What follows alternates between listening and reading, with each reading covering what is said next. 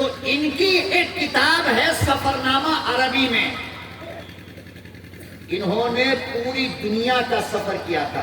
کس کا؟ بولو بھائی، پوری دنیا کا۔ تو پوری دنیا کے سفر میں ایک ملک جو ان کو جانا تھا وہ تھا مالدیپ۔ کون سا ملک؟ مالدیپ۔ آج بھی مالدیپ ہے اور دنیا کا تقریباً سب سے چھوٹا ملک ہے، لیکن فخر کی بات کیا ہے معلوم آپ کو؟ کیا ہے فخر کی بات؟ مالدیپ ملک میں، پورے مالدیپ میں، وہاں کا بادشاہ بھی بدھ مذہب کا ماننے والا تھا، بدھسٹ تھا۔ کیا تھا؟ بدھسٹ۔ اور وہاں کی پوری آبادی بھی بدھسٹ تھی، لیکن ایک ہی دن میں بادشاہ بھی مسلمان ہو گیا اور پوری قوم بھی۔ کیسے ہوا یہ واقعہ میں اصل آپ کو بتانا چاہتا ہوں۔ اور آج بھی مالدیپ کا یہ قانون ہے کہ وہاں کا ویزا صرف مسلمان کو ملتا ہے، کسی اور قوم کو نہیں ملتا ہے۔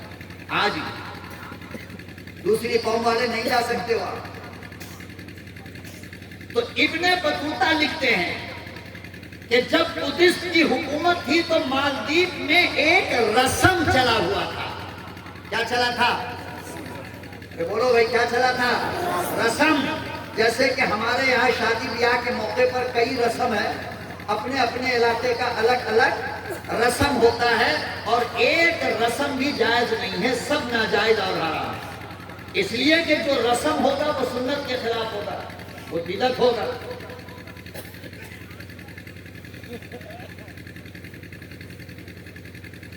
ہمارے علاقے میں شادی کے موقع پر ایک رسم ہے کہ جب لڑکا نکاح کے لیے بارات جانے لگتی ہے تو لڑکا کو مسجد میں لے جا کر 2 رکعت نماز پڑھوایا جاتا ہے۔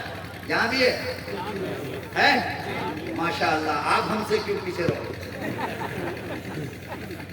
اب ان سے پوچھا گیا کہ بھائی یہ نماز کون سی ہے؟ اگر کہہ دیتا کہ صلاۃ الحاجت ہے تو بات بن جاتی، لیکن کہتے کیا ہے کہ شکرانے کی نماز ہے۔ اس بے وقوف کو یہ بھی نہیں معلوم کہ شکرانے کی نماز نعمت ملنے کے بعد ہوتی ہے یا پہلے؟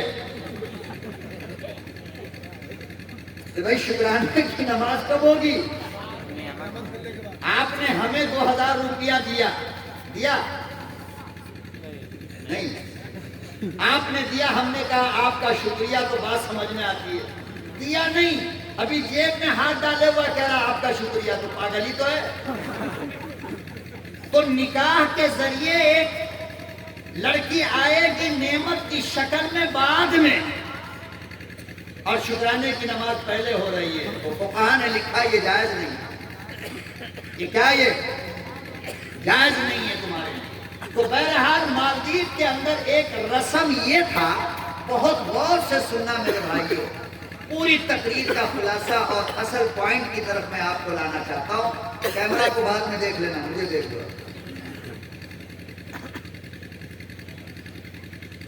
یہ ایک الگ فیشن چلا ہوا ہے، یہ چینل والے، میڈیا والے جدھر جدھر کیمرہ گھمائیں گے پبلک ادھر ادھر دیکھتی رہے گی۔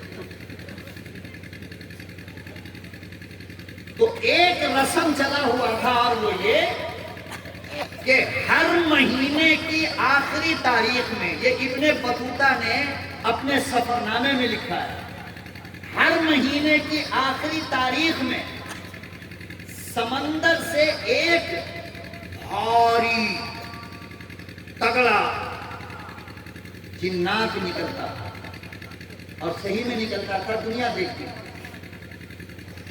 اور مندر، اس سمندر کے اوپر مندر بنی ہوئی، پورے لاؤ لشکر اور روشنی کے ساتھ وہ جنات سمندر کے کنارے سے آتا اور مندر میں جاتا، اور ہر مہینے کی آخری تاریخ میں شہر کی ایک چھوٹی عمر کی لڑکی کو، 16 سال 17 سال 18 سال کی لڑکی کو نہلا کر، نیا کپڑا پہنا کر، دلہن بنا کر مندر کے اندر رکھ دیا جاتا تھا، اور وہ جنات آتا، رات گزارتا، اور صبح میں وہ لڑکی مردہ پائی جاتی۔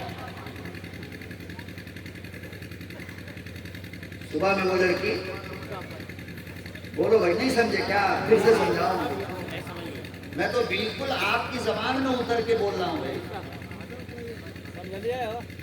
تو وہ بچی اور یہ رسم ایک زمانے سے چلا آ رہا تھا، ایک زمانے سے، اور پورا اندازی کے ذریعے لڑکی کا نام آتا تھا. جس لڑکی کے نام کا پورا آ جاتا اس لڑکی کو دلہن بنا کر کے مہینے کی آخری تاریخ میں مندر میں بیٹھا دیا جاتا، باہر سے دروازہ بند کر دیا جاتا. مسلمانوں 2 منٹ کے لیے سوچ کر دیکھو وہ جس کی شاہزادی رہتی ہوگی اس کے دل پہ کیا گزرتا ہو، اس بچی پہ کیا بیتتی ہو. اور وہ جنات آتا اور ساری رات گزارتا، صبح میں وہ بچی مردہ پائی جاتی. پھر اس بچی کو لا کر کے لوگ جلا ولا کر کے کنارے کر دیتے. ایک مرتبہ واقعہ پیش آیا کہ جس بچی کا نام آیا وہ ایک بیوہ کی بیٹی تھی اور اکلوتی بیٹی. ایسی اکلوتی بیٹی، کوئی اولاد نہیں، شوہر نہیں، اور بیوہ پوری. اس کو کھلانا پلانا نہانا کپڑے دھونا یہ سارا کام وہ معصوم بچی کیا کرتی تھی. اسی کا نام آ گیا. اب وہ بوڑھی اماں رونے لگی، وہ بیوہ رونے لگی کہ یہ کیا ہو گیا، اب میرا سہارا کون بنے گا، اب میرا دیکھ بھال کون کرے گا. یہ بات وہاں ایک مسافر آیا ہوا تھا. اس مسافر کو پتا چلا کہ ایسا ایسا واقعہ پیش آیا ہے، تو وہ مسافر اس بوڑھی اماں کے گھر گئے اور جا کر کے کہا کہ آپ فکر مت کرو، رات جب ہو جائے تو مجھے اپنی بچی کا کپڑا پہنا دو اور مجھے پردہ کرا دو، مجھے دلہن کی طرح سجا دو اور اپنی بچی کی جگہ مجھے لے جا کر مندر میں بیٹھا دو.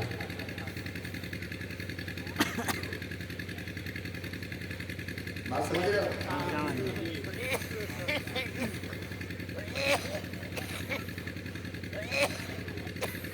مندر میں ہمیں لے جا کر بیٹھا تھا.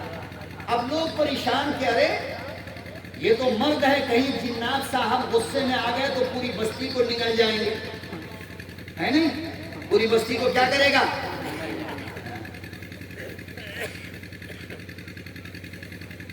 انہوں نے کہا کہ کچھ نہیں ہوگا، آپ یہ کام کیجیے. ان کا نام تھا شیخ ابو البرکات بربری.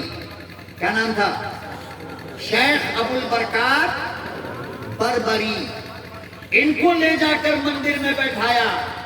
ٹھیک جب رات کا 12 بجا تو اپنی پوری شکل شباہت کے ساتھ جھومتا ہوا شیطان مندر کے اندر آیا. دیکھا کہ ارے یہ کون بیٹھا ہے، تو بالکل آنکھ کو لال کر لیا. ایک دم ہم آرات ہوتے تو کیا ہوتا؟ ارے بولو نا کیا ہوتا؟ یہاں تو بغیر جنات کے جنات پکڑ رہا ہے لوگوں کو. جس کے گلے میں دیکھو تعویذ لٹک رہی ہے، 2-4 لال مرچی نیمبو کاٹ کر کے اگر کوئی گیٹ کے باہر پھینک دے تو جہنم بن جاتا ہے. پہنچ گیا صبح صبح مولانا کے پاس، حضرت ظلم ہو گیا. کیا ہوا؟ ارے نیمبو کٹا تھا، مرچی رکھی تھی اور سندور میرے دروازے پہ پھینکا ہوا تھا، ظلم ہو گیا. مولانا کو موقع اچھا ملا، حضرت نے کہا ہاں بہت سخت جادو کیا گیا ہے آپ کے گھر کے اوپر، 50,000 کا خرچ آئے گا، بس کام بن گیا.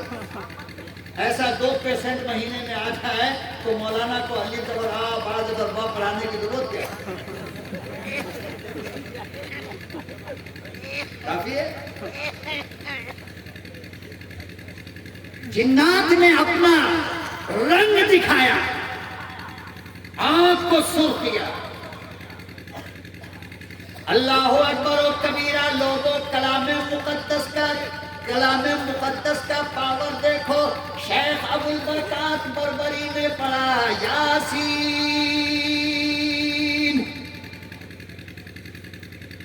جنات تھوڑا پیچھے ہٹا.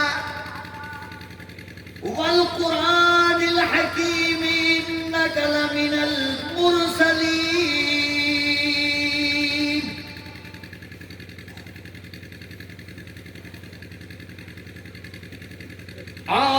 کے چیخ مارا، آنکھ دکھائی۔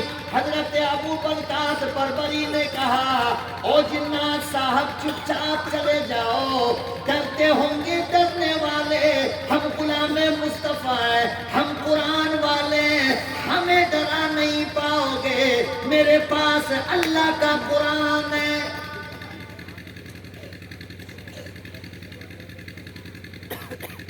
وہ کسی اور کو ڈرا لے، وہ کسی اور کو دھمکا لے، ہم اللہ سے ڈرنے والے کسی سے ڈرا نہیں کرتے۔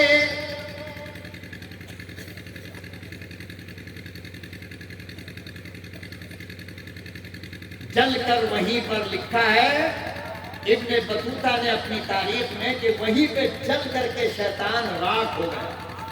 اب صبح میں لوگ آئے کہ بچی تو مر گئی ہوگی، چلو جا کر کے جلاتے ہیں۔ جب مندر کا دروازہ کھولا تو ابو البرکات کا 14ویں رات کا چمکتا ہوا چہرہ نظر آیا۔ لوگوں نے کہا اللہ والے یہ کیا ہوا، آپ کون ہو؟ بادشاہ تک بات پہنچ گئی۔ بادشاہ آیا اور حضرت ابو البرکات بربری سے کہا آپ کون ہو اور کس مذہب کے ماننے والے ہو؟ کہا کہ میں مسلمان ہوں اور اسلام مذہب کا ماننے والا ہوں۔